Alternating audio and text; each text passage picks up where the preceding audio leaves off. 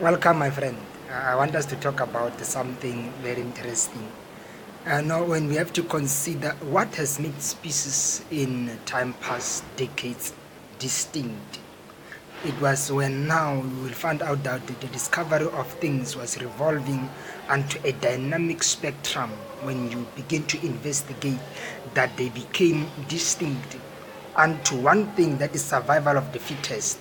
So we survive because life revolves on nothing but the impression of that the things are changing time and again. That dynamic state, it is unto a factor that one has to survive for a daily breeding, for a daily multiplication when you consider the law. So when we begin to investigate all these things, why? It is because the differences of species in their distinctness has to rely unto that the generation has to give birth unto another generation, so there is not to become the depletion of one species to the other. So in your habitation, what will you consider?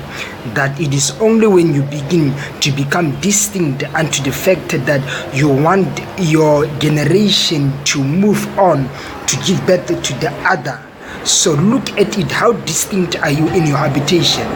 What implementation of feasible measures have you implemented that you do not get depleted out of thy habitation? That is because things are dynamic. We are living in a very a world that is very dynamic, until you begin to look at the technology, you begin to look into the culture, you look into religion. Things are differing from one another to the other, but nevertheless, when we begin to implement our distinctness in all this, we become different. We become who we have to become. That is by following the process and the laws that are naturally implemented that we have to consider. So I shall say, how distinct are you in your habitation, that at the end of the day you become the best of the best? Thank you.